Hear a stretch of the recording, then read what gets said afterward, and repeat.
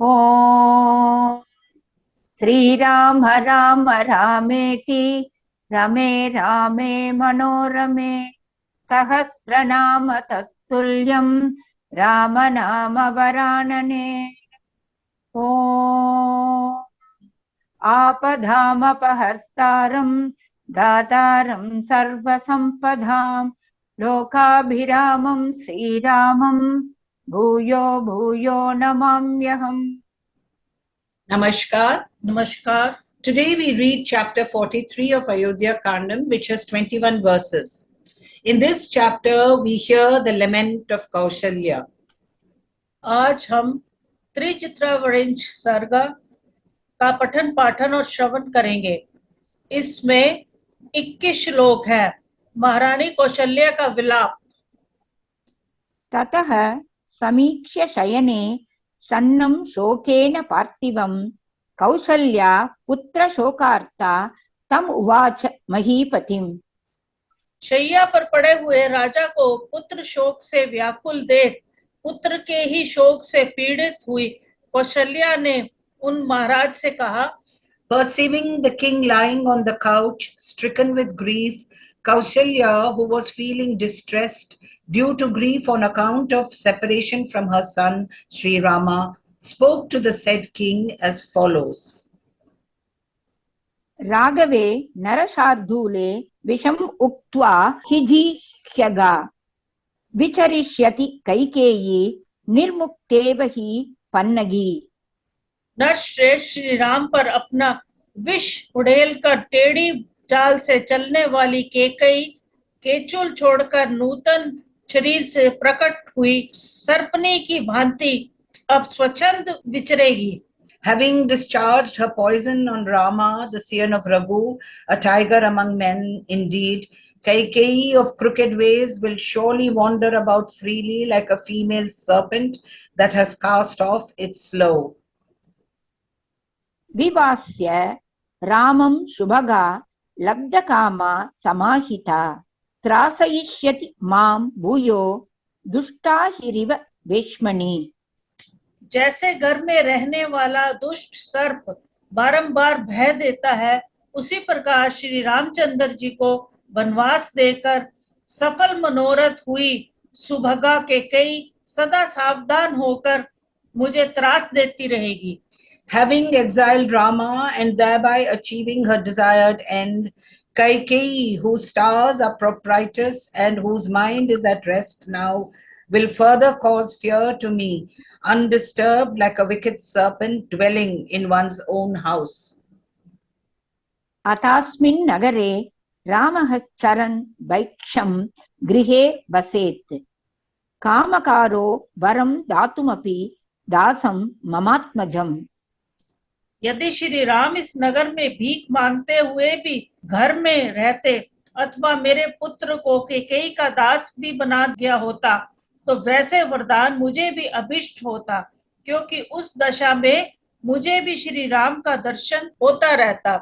श्री राम के वनवास का वरदान तो कैकेयी ने मुझे दुख देने के लिए ही मांगा है।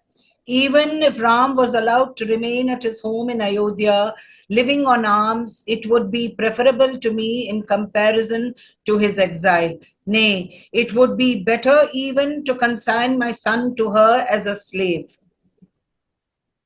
पातयित्वा तु कैकेय्या रामं स्थानात् यथेष्टतः प्रविद्धो रक्षसां भाग पर्वणि वाहिताग्निना।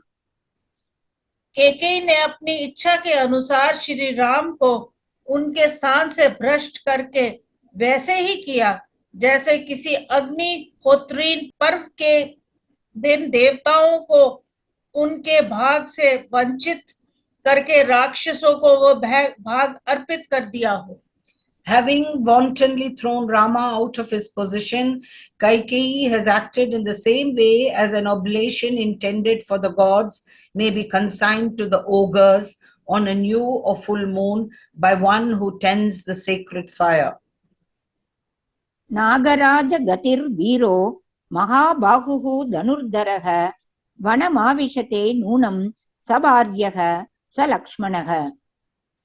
गजराज के समान मंद गति से चलने वाले वीर महाबाहु धनुधर श्री राम निश्चय ही अपनी पत्नी और लक्ष्मण के साथ वन में प्रवेश कर रहे होंगे. Accompanied by his wife and Lakshmana, and walking like a king of elephants, bow in hand, the mighty armed hero will have surely entered the forest by now. वने त्वदृष्टदुःखानां कैकेय्यानुमते त्वया त्यक्तानां वनवासाय कान्यावस्था भविष्यति. महाराज, जिन्होंने जीवन में कभी दुख नहीं देखे थे, उन श्री राम, लक्ष्मण और सीता को आपने कैकेयी की बातों में आकर वन में भेज दिया. अब उन बेचारों की वनवास के कष्ट भोगने के सिवाय और क्या अवस्था होगी. In a forest, what other fate than that of hardships of forest life can befall the youths who have never known suffering before and who have been consigned by you to a forest life following the wishes of Kaikeyi? ते रत्नहीनास्तरुणाः फलकाले विवासिताः कथं वस्यन्ति कृपणाः फलमूलैः कृताशनाः.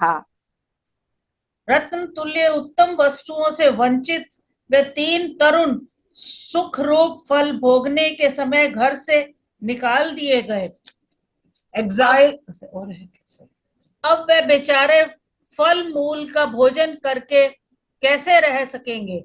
Exiled at a time when they should have, in the ordinary circumstances, enjoyed the fruits and amenities of life, how shall the poor youth who have been deprived of all precious things drag their existence living on fruits and roots? अपीदानीं सकालः स्यान् मम शोकक्षयः शिवः सह भार्या सह भ्रात्रा पश्येयम् इह राघवम्. क्या अब फिर मेरे शोक को नष्ट करने वाला वह शुभ समय आएगा जब मैं सीता और लक्ष्मण के साथ वन से लौटे हुए श्री राम को देखूंगी. Will that happy time marked with the end of my grief ever come, when I shall be able to see Rama accompanied by his wife and younger brother back in Ayodhya?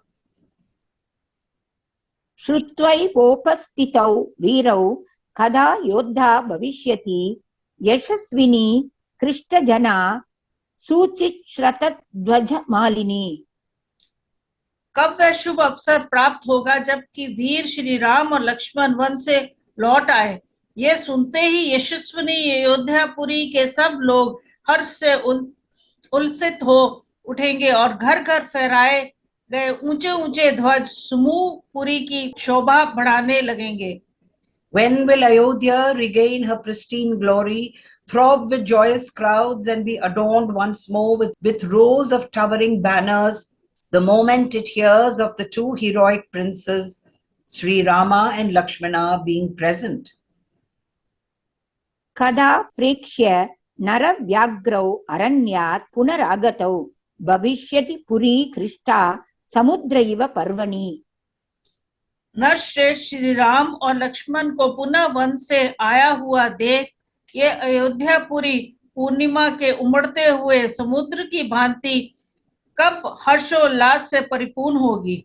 When will the city wax jubilant again like an ocean on a full moon night to perceive the two princes who are really tigers among men come back from the forest? कदा अयोध्यां महाबाहुः पुरीं वीरः प्रवेक्ष्यति पुरस्कृत्य रथे सीतां वृषभो गोवधूमिव. जैसे सांड गाय को आगे करके चलता है, उसी प्रकार वीर महाबाहु श्री राम रथ पर सीता को आगे करके कब अयोध्यापुरी में प्रवेश करेंगे. When will the mighty armed hero Sri Rama enter again the city of Ayodhya, placing Sita at his head in the chariot, even as a bull would follow a cow? कदा प्राणि सहस्राणि राजमार्गे ममात्मजौ लाजैरव करिष्यन्ति प्रविशान्तवरीं दमौ. कब यहाँ के सहस्त्रों मनुष्य पुरी में प्रवेश करते और राजमार्ग पर चलते हुए मेरे दोनों शत्रु दमन पुत्रों पर लावा खील की वर्षा करेंगे। When will thousands of men cover with parched grains of paddy on the public roads my two sons Rama and Lakshmana, the subduers of their enemy, entering the city? प्रविशान्तौ कदायोध्यां द्रक्ष्यामि शुभकुण्डलौ उदघ्रायुधनीं स्त्रिंशौ सशृङ्गाविव पर्वतौ। उत्तम आयुध एवं खड़ग लिए शिखर युक्त पर्वतों के समान प्रतीत होने वाले श्री राम और लक्ष्मण सुंदर कुंडल से अलंकृत हो कब अयोध्यापुरी में प्रवेश करते हुए मेरे नेत्रों के समक्ष प्रकट होंगे। When shall I be able to see the two princes adorned with splendid earrings and armed with excellent bows and swords entering Ayodhya like a pair of mountains crowned with peaks? कदा सुमनसः कन्या द्विजातीनां फलानि च प्रदिशन्त्यः पुरीं हृष्टाः करिष्यन्ति प्रदक्षिणम्। कब ब्राह्मणों की कन्याएं हर्ष पूर्वक फूल और फल अर्पण करती हुई अयोध्यापुरी की परिक्रमा करेंगी।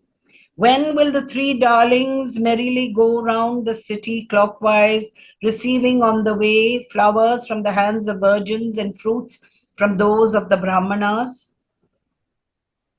कदा परिणतो बुद्ध्या वयसा चामर प्रभाः अभ्युपैष्यति धर्मात्मा सुवर्ष इव लालयन्। कब ज्ञान से बड़े चढ़े और अवस्था में देवताओं के समान तेजस्वी धर्मात्मा श्री राम उत्तम वर्षा की भांति जन समुदाय का लालन करते हुए यहाँ पधारेंगे। When will the pious Rama grow ripe in intellect and shining like a god in point of age, eternal youth, return, fostering the world like a good timely shower?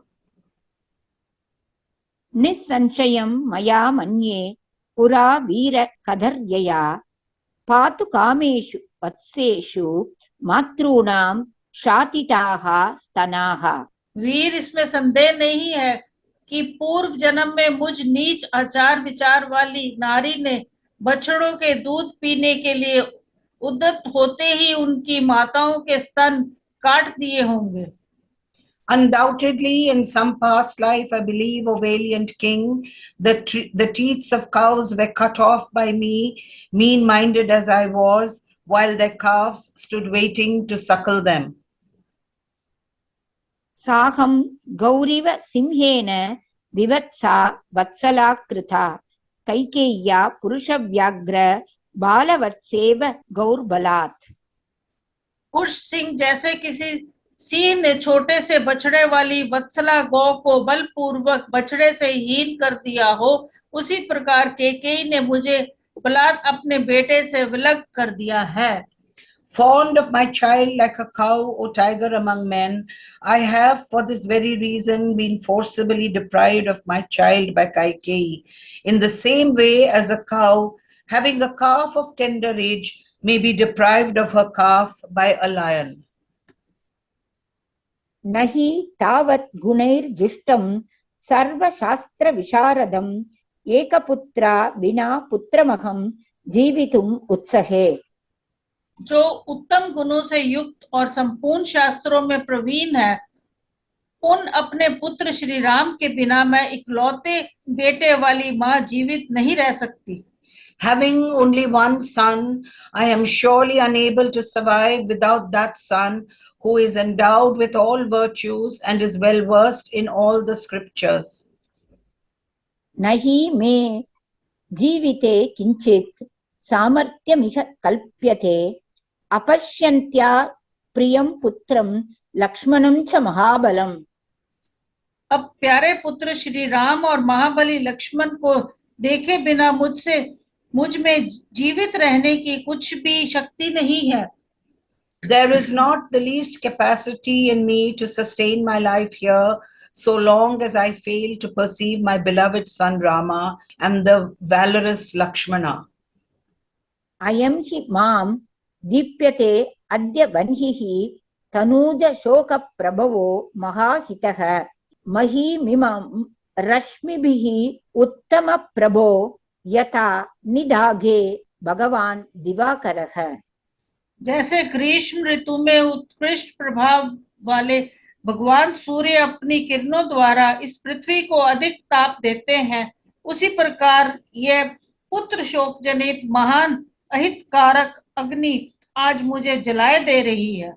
This fire, born of grief occasioned by separation from my son, which is exceedingly harmful to me, sure enough is torturing me today in the same way as the glorious sun, possessed of the greatest splendor, scorches this earth with its rays in summer. इत्यार्षे श्रीमद् रामायणे वाल्मीकिये आदिकाव्ये अयोध्याकाण्डे 43 सर्गः। इस प्रकार श्री वाल्मीकि निर्मित अश्व रामायण आदि काव्य के अयोध्या कांड में 43वां सर्ग पूरा हुआ। Thus ends Canto 43 in the Ayodhya Kandam of the glorious Ramayana of Valmiki, the work of a rishi and the oldest epic. Om Shri Rama Rama Rameti Rame Rame Manorame Sahasranama Tattulyam Rama Nama Varanane. Om Apadam Pahartaram Dataram Sarva Sampadam Lokabhiramam Shri Ramam Bhuyo Bhuyo Namamyam. Dhanyavad. धन्यवाद।